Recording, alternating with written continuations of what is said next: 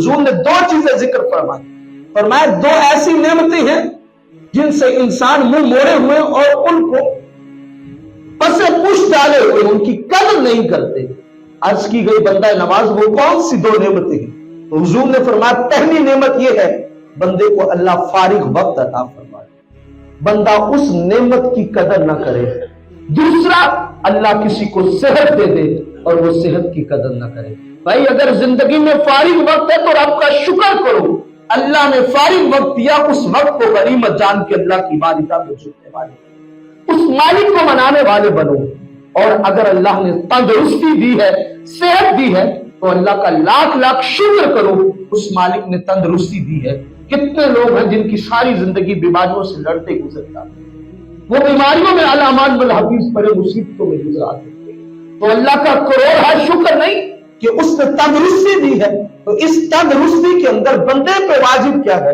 बंदे पे अब इस तंदुरुस्ती की सूरत में शुक्र इस सूरत में वाजिब है कि बंदा इस तंदुरुस्ती को गनीमत जाने और जिस मालिक ने तंदुरुस्ती दी है उस मालिक को मनाने वाला बने। शेख मुस्लिउद्दीन सादी शराजी फरमाते हैं कि बंदे पर हर नेमत पर शुक्र वाजिब है, हर नेमत पर शुक्र वाजिब है। सेहत नेमत, तंदुरुस्ती नेमत, जवानी नेमत, फारिग वक्त नेमत, हर नेमत पर शुक्र वाजिब है। यहां तक कि वो फरमाते हैं कि एक सांस बंदा लेता है तो एक सांस पर बंदे पर 2 मरतबा शुक्र वाजिब है। पूछा गया हजरत आपने अभी तो कहा है कि हर नेमत पर शुक्र वाजिब है, सांस एक नेमत और शुक्र 2 मरतबा वाजिब है, और मैं तुम्हें समझ ही नहीं आई। सांस अंदर ना जाए तो फिर भी जिंदगी नामुमकिन, अगर अंदर चला जाए बाहर ना निकले फिर भी जिंदगी नामुमकिन। ये सांस एक है लेकिन इसमें नेमतें 2 हैं, लिहाजा तुम्हें चाहिए 2 मरतबा उस मालिक का शुक्र अदा।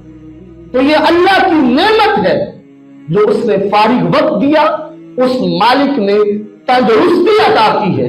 उस तंदुरुस्ती को गनीमत जानिए, उस मालिक के हुजूर सरबा सुजूद हो जाइए। कई लोग सारी जिंदगी सजदा नहीं कर पाते, चलो बुढ़ापे में कर लेंगे, अमान बन हफीज, लेकिन बुढ़ापे में अल्लाह ऐसी बीमारियां डाल देता है वो बंदा सारी बुढ़ापे की जिंदगी में सजदा भी नहीं कर पाता, उसे सजदे की लज्जत ही नहीं नसीब होती। इससे कब कि वो वक्त आन पहुंचे। अगर अल्लाह ने ताकत दी है, हिम्मत दी है, सकत दी है, तो फिर वक्त भी मिला है, तो इन चीजों को गनीमत जानिए। इससे कबल कि अल्लाह इन चीजों को छीन ले और अल्लाह की बारगाह में सरबा सुजूद होने की भी ताकत बाकी न रहे। तो हुजूर अलैहिस्सलात व तस्लीम का फरमाने आलिशान जो सैयदना अब्दुल्लाह इब्न अब्बास रज़ियल्लाहु ताला अन्हु ने बयान किया, उसका पहला हिस्सा क्या है? हुजूर ने फरमाया शबाबा का कबला हरामिक, अगर अल्लाह ने जवानी दी है तो इस जवानी को गनीमत जान लो, इससे पहले कि अल्लाह तुम पर बुढ़ापे को ले आए। दूसरा जिक्र क्या फरमाया?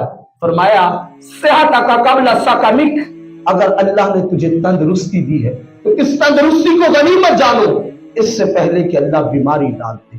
तीसरी चीज हुजूर ने क्या जिक्र फरमाई?